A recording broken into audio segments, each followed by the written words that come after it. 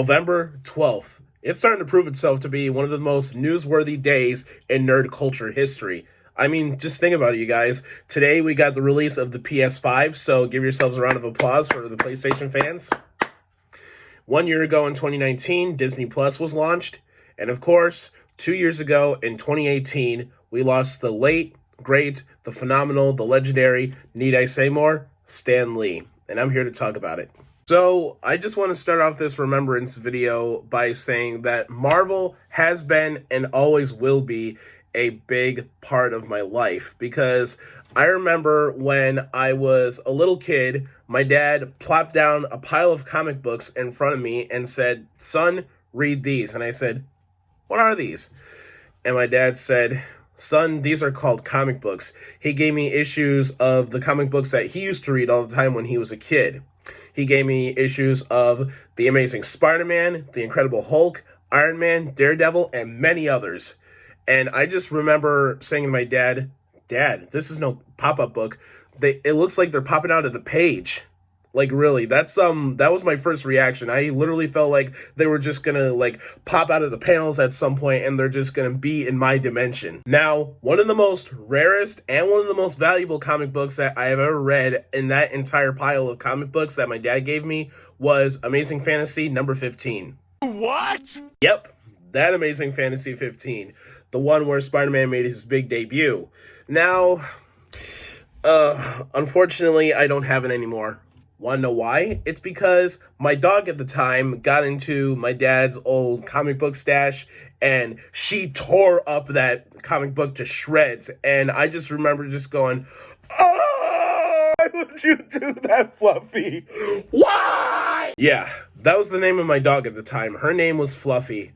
Oh, man, and she literally did just tear that thing up to smithereens, man. She just made Amazing Fantasy number 15 into nerdy confetti! The biggest thought that was rushing through my head was, oh god, if my dad sees this, I'm dead. I am so fucking dead, man. お前はもう死んでいる。 Nani? Nah, luckily, my dad was not mad at me. He was mad at my dog, dude. He was so mad that he made Fluffy spend the night outside for the day. Ha ha ha ha! Alex 1, Fluffy 0!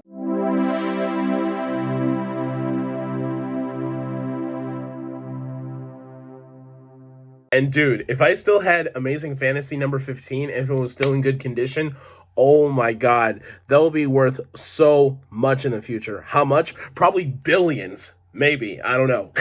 Anyways, moving on from that.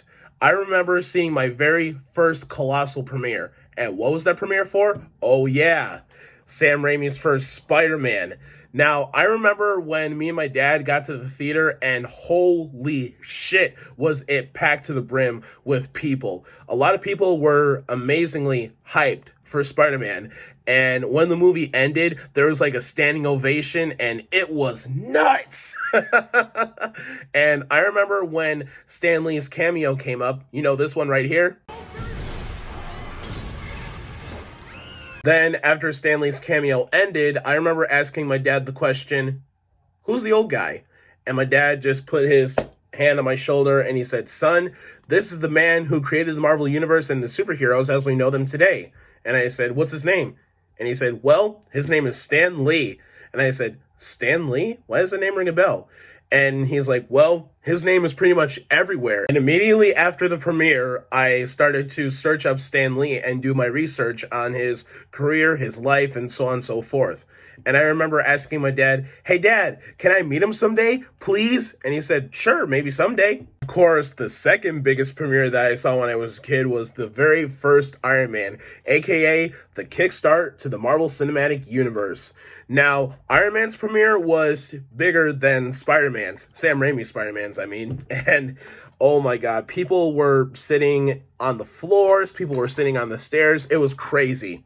It was absolutely crazy. I'm just glad that my dad pre-ordered our tickets, because I believe this movie was released sometime around my mother's birthday. After we got out of the movie theater, I immediately wanted to go to Toys R Us to try and find some Iron Man stuff so I can pretend like I was this guy. I am Iron Man! Repulsor Blast! Now, I would definitely tell more Marvel experiences that I had when I was a child, as well as the whole entire story in depth. But if I told the whole entire story in depth, we would be here forever because my Marvel story is pretty damn long. So, anyways, fast forward.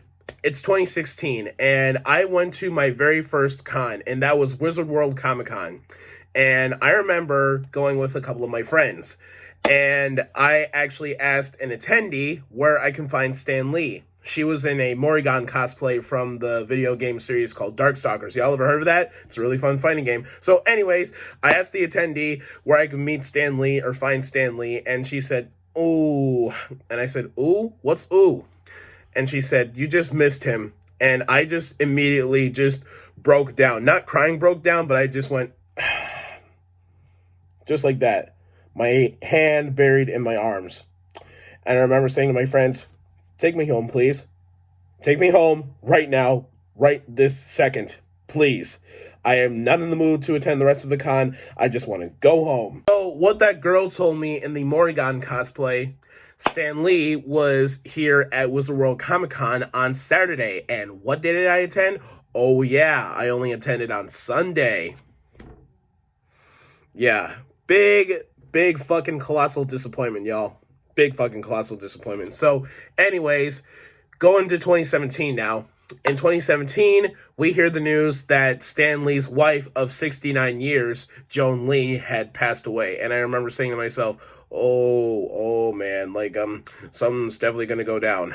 Now, I didn't say that with, like, any disrespect or anything like that, but that usually is the case. When you're in love with someone for a long period of time, the other one will soon follow. And sometimes in bizarre circumstances, it could be both at the same time.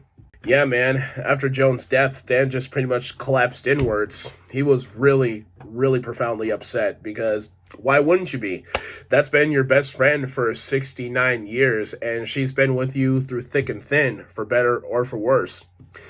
So, anyways, jumping into 2018 now, in the month of February, after the premiere for Black Panther, which I saw with my friends, and I thought it was incredible, Stan Lee was battling a bad case of pneumonia, and all of us were extremely worried, and we're like, oh, come on, Stan, hang in there, dude, hang in there.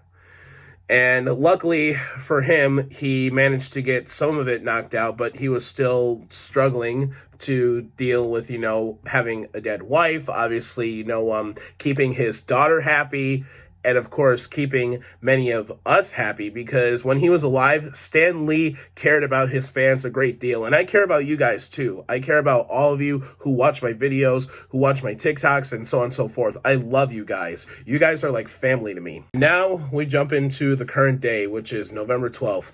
So, it was a Monday, and I was working, and then when I wrapped everything up for the day, I remember seeing one of my coworkers crying, and I said, what's the matter, dude?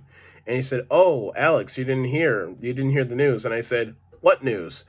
I immediately started to get a little bit nervous because he was a little hesitant at first. I said, dude, just spit it out. Like, what's the news?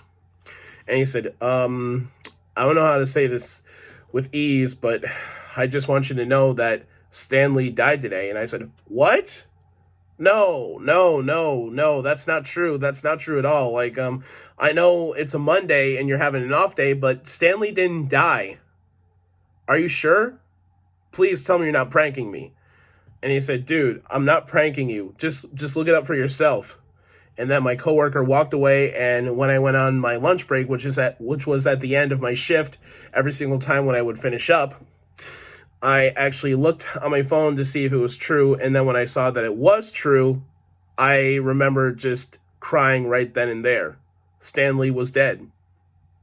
Then, when I got home, I cried some more, and I remember saying to myself, dude, like, I never thought I would see the day my favorite Marvel superhero would pass away. That's what I said. Yeah, all of us all around the world were shocked. We were stunned. We were numb. We had all sorts of emotions. and we still feel those emotions to this very day. And I'll continue to feel those emotions until the end of time, because I'll remember November 12th for forever, pretty much, because it's such an eventful day for nerd culture. Once again, the PS5 has been released just today. Disney Plus is celebrating its 1-year anniversary, and of course, it's the 2-year anniversary of Stan Lee's death. Now, I understand with every single aspect of my heart that 95 is a good, long, and successful life, but to me, I felt like a superhero died on this day. I really do. And what's even more heartbreaking, you guys, is that on my bucket list, I had I believe the middle of my bucket list was to meet Stan Lee in person at whatever con anywhere around the world. But now, that will never be achieved. That will never, ever be achieved. Then again, I do have Stan Lee's autograph. Now, I would tell the story of how I got Stan Lee's autograph, but I don't want this video to be more longer than it already is. So, thank you all so much for watching today's video. If you guys like today's video, give it a like. If you guys have anything to say about today's video, give it a comment. Don't forget to subscribe and ring that notification bell for future nerdy videos. I'm Anime Warlord once again. Stay nerdy, stay safe, and as always, I look forward to seeing you guys again in the very next video. Peace out, and rest in peace, Stan Lee. Excelsior.